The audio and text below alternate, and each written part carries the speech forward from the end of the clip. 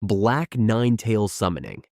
You thought regular Kurama was terrifying? Well, say hello to the Black Ninetales, the nightmare version of Naruto's tailed beast. And no, it doesn't come with a friendly attitude or sassy one-liners. In Menma's world, things work a little differently. He's still a jinchūriki, sure, but unlike Naruto, he doesn't have the 8 Trigrams Seal to keep the beast under control. No chakra key.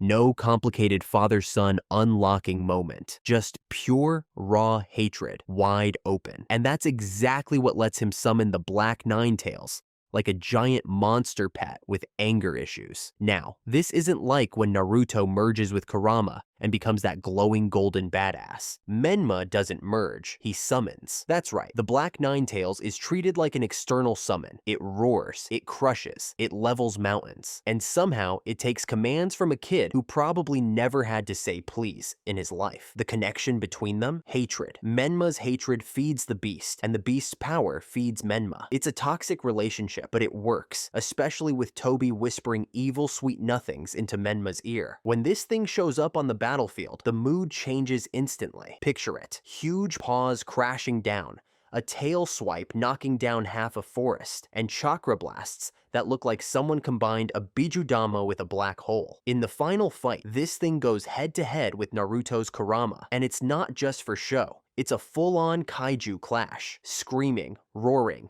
tailed beasts shooting beams at each other, like it's Dragon Ball Z. But hey, even this overpowered nightmare has its limits. For starters, controlling a creature that angry isn't easy. Menma doesn't have the same bond Naruto has with Kurama. It's more like a business deal. Use too much chakra, and Menma starts fading. Worse, if he ever slips in his control, the Black Ninetales could just go feral. And let's not forget, Naruto is a strategic genius when he wants to be. He tricks the beast, dodges its attacks, and uses real teamwork with his own Kurama to turn the tide. Now, if you've made it this far, welcome to the amazing world of anime. This is the place for true fans like you, where we celebrate all the magic, action, and emotions anime brings to our lives. You've watched, you've felt the hype, you've been lost in these beautiful fantasy worlds, but, have you hit that subscribe button yet? Right now, almost 90% of you are watching without subscribing. Just imagine, if everyone hits sub, we could build one of the strongest anime communities out there. So, go ahead, click that subscribe button right now so you won't miss any new episodes, deep dive breakdowns, or awesome anime content coming your way. Thank you so much. 9 Masked Beasts.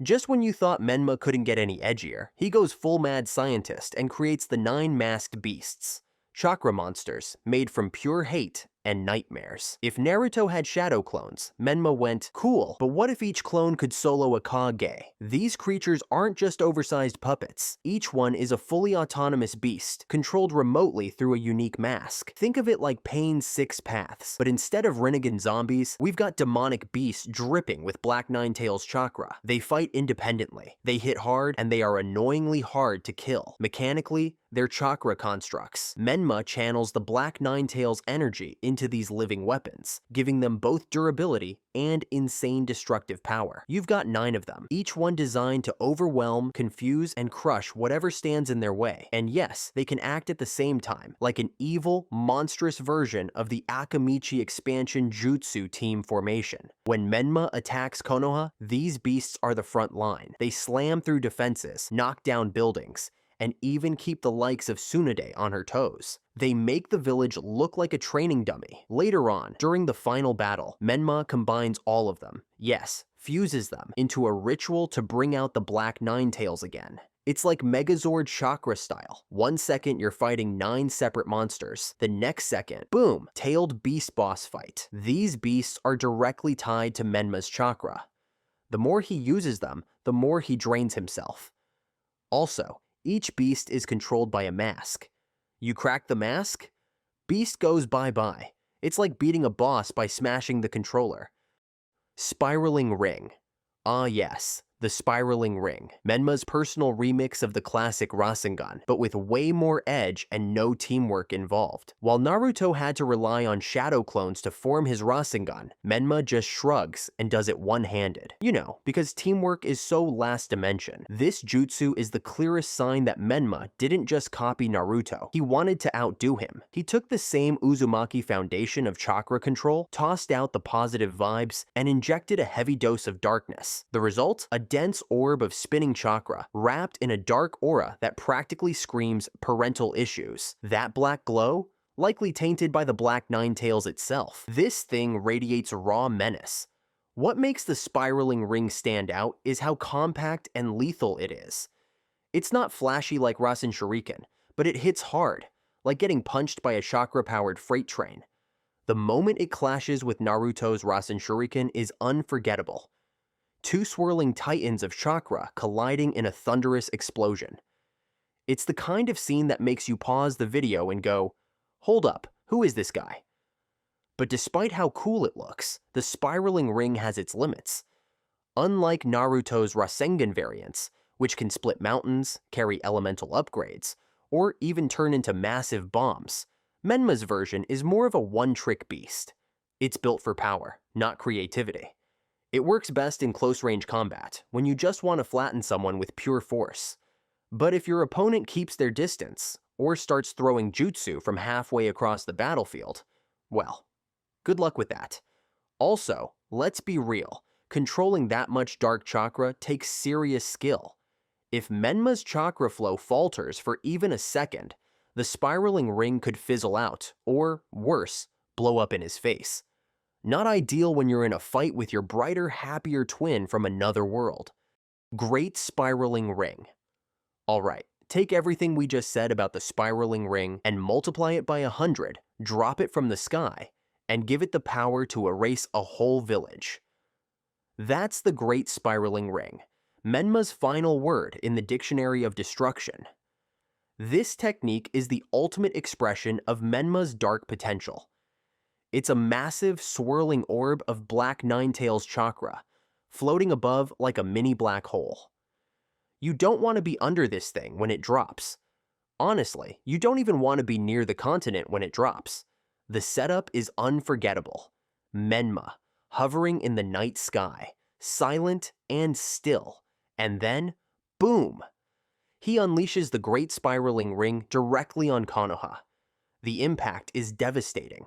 White light explodes outward, buildings vanish, and the village is erased in seconds. Even Pain would look at that and go, "Okay, wow, that's a bit much. If the regular spiraling ring is a sniper shot, then this is a tactical nuke. It doesn't just defeat enemies, it erases them." Menma didn't pull any punches here. This was his way of saying, "I don't just want to beat you, I want to end your entire legacy." But of course, all that power comes at a cost. The chakra consumption for the Great Spiraling Ring is through the roof. Menma's own stamina might be Uzumaki level, but even that has limits. Firing this technique more than once would probably knock him out cold, or leave him wide open to attacks while he recovers. And then there's the problem of precision. The Great Spiraling Ring doesn't discriminate. If someone important happens to be in the blast zone, too bad. Menma can't pull the brakes once it starts. It's destruction first, regrets later.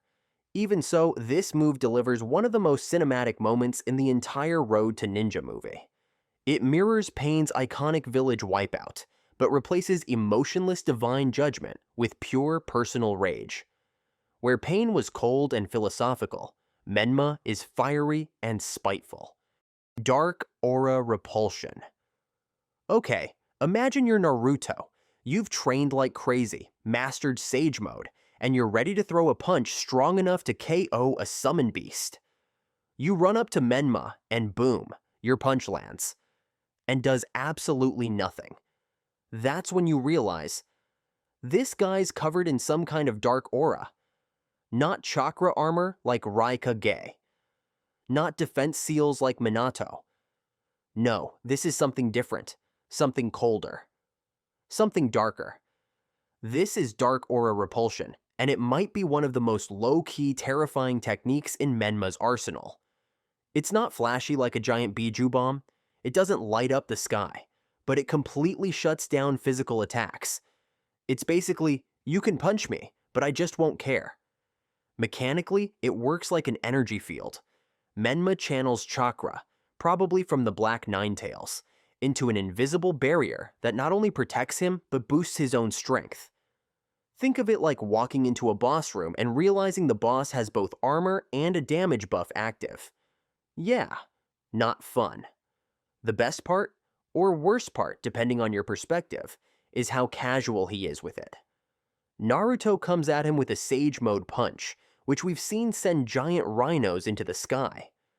Menma just raises a hand and blocks it like it's a fly buzzing near his face. The disrespect is real. But like all great hacks in the ninja world, this one probably has its limits. We don't know how long he can keep the aura going, and we don't know how much chakra it eats up behind the scenes. If it works like most defense-type techniques, it might crack under a barrage, or fail against something that doesn't rely on brute strength, like genjutsu or elemental jutsu from range. Flight. You know what's worse than fighting a super strong, rage-fueled, tailed beast jinchūriki? Fighting one who can fly. That's right. On top of summoning monsters, blocking sage punches, and dropping nukes, Menma can levitate. Why? Because clearly, being grounded is for peasants. Flight in the Naruto universe is pretty rare. Pain floated during Shinra Tensei. Madara did it with 6 Paths power. And Menma? He casually floats over the battlefield like he's in a video game cutscene. No wings, no explanation, just pure dominance. From a tactical standpoint, flight gives Menma everything. He can dodge attacks from the ground, gain full control of positioning, and, most importantly, rain hell from above. That's exactly how he sets up his most destructive move, the Great Spiraling Ring. He just floats up into the sky, silent and deadly, then drops a chakra bomb like it's bedtime for the entire village. Of course, being airborne isn't without risk. Holding yourself up with chakra burns energy. Do it too long, and you're drained. Also, if someone like Deidara or Sasuke shows up with ranged jutsu, you're suddenly a target in the open sky. No walls, no cover. Just you, hoping your dark aura can block the next lightning bolt. It's that moment when he looks down on Konoha, on Naruto, on everything that once mattered.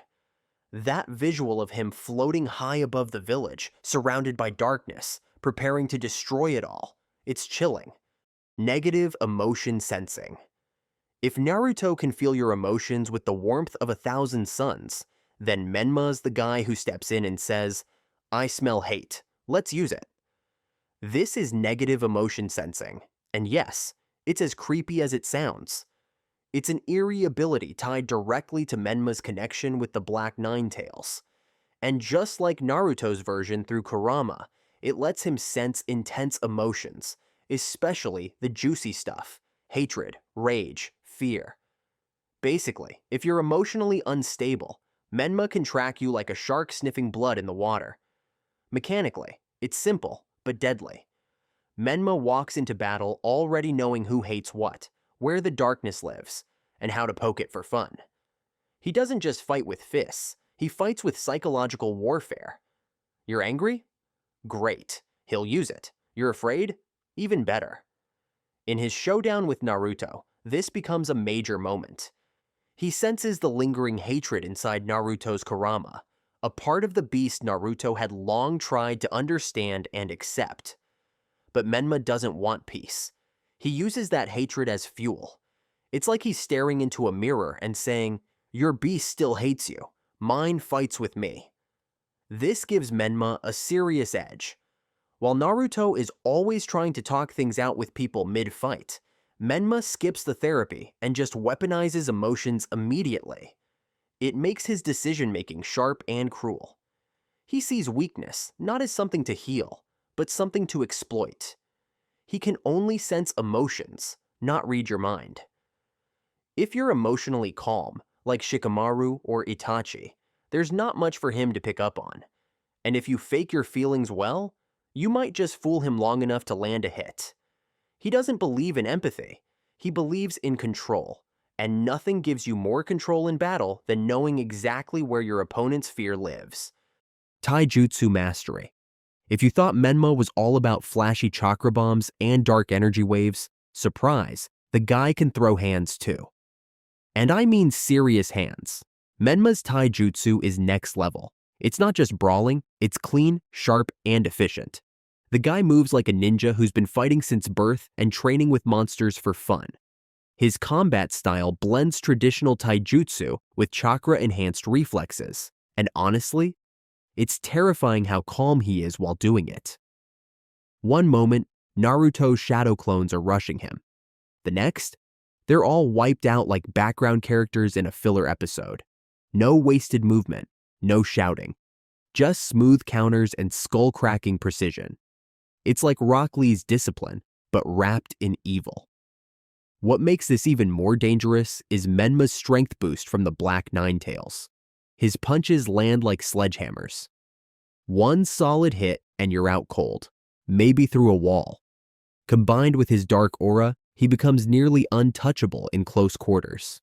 Try to rush him and you'll either bounce off or get your ribs shattered. Either way, not a great Tuesday. But of course, taijutsu has the same weakness it always does: range. If you're standing far away, launching elemental attacks, or blowing up the terrain, Menma's fists won't help much. He needs to close the gap to dominate, and while he has great stamina thanks to his Uzumaki blood, even he can get tired if the fight drags out too long. Sheringan. Because Menma wasn't already scary enough, Tobi decided to jump in and add a Sheringan to the mix. Because sure, let's take the already broken alternate universe Naruto and give him Uchiha vision hacks. This upgrade doesn't come from training, heritage, or even dark willpower. Nope, it's a straight-up possession. Tobi hijacks Menma's body and implants a Sheringan into his right eye. It's Obito's power in a new host, and the results are exactly what you'd expect: absolute chaos. With the Sheringan, Menma's already insane reaction speed gets turned up to Ultra Instinct. He can read Naruto's moves, predict attacks before they happen, and, most dangerously, throw genjutsu like it's nothing. No buildup, no fancy hand seals, just eye contact, and boom, you're unconscious. That's exactly what happens in their final battle. Menma, now under Tobi's control, catches Naruto in a genjutsu mid-fight. Just like that, the hero of Konoha is down. No Rasen Shuriken, no clones, just silence. And before you can even process it, Menma's starting the extraction process on the Ninetales. That scene probably gave Kurama anxiety flashbacks. The Sheringan isn't really Menma's, it's borrowed power. As soon as Tobi is no longer in the driver's seat, it's gone. That makes it more of a temporary buff than a permanent part of his arsenal. And let's not forget, Sheringan burns chakra like a raging fire. Even with Uzumaki stamina, that thing's draining Menma behind the scenes. Genkai Manipulation. And now, the final piece of the puzzle, Genkai Manipulation, or as I like to call it, Menma's gotta catch 'em all villain phase. This part of Menma's story leans more into mystery, but what we do know is this: the guy didn't just stop at the Black Ninetales. He went hunting for rare bloodline techniques. That's right. While most shinobi were out there trying to survive, Menma was out collecting genetic DLCs. How he does it? That's where things get hazy. Maybe it's Tobi's influence, maybe it's weird chakra science, maybe he just got really good at copying people. Whatever the method, Menma has shown a disturbing interest in absorbing or replicating Kekkei Genkai, and he's not subtle about it. His defeat of Yugito Ni, the Two Tails Jinchūriki. We don't get to see that full fight, but the outcome is clear. She loses, and Menma emerges with even more dark reputation. The fact that he's targeting high-level bloodline users tells us one thing: he's trying to build a personal arsenal of stolen techniques. Now, let's think about what that means in battle. If Menma really did master multiple KK Genkai, it would make him wildly unpredictable. One minute he's throwing fire, the next he's freezing the battlefield, or liquefying stone with lava release. It turns every encounter into a guessing game. And against someone like Naruto, that's lethal. But like all things Menma, there's a cost. These aren't his natural abilities. Absorbing or replicating advanced bloodlines probably puts enormous stress on his chakra system. He's already using tailed beast power, genjutsu, dark aura barriers, and flying chakra nukes. At some point, even his Uzumaki-level reserves have to scream for help. And then there's the deeper question. Did he really master them? Or is he just hoarding techniques like trophies without the time or discipline to fully unlock their potential? Without clear examples in the movie, we're left to theorize. And honestly, that makes him even scarier. Because the unknown is worse than the confirmed. Thank you for watching till the end. See ya in the next video.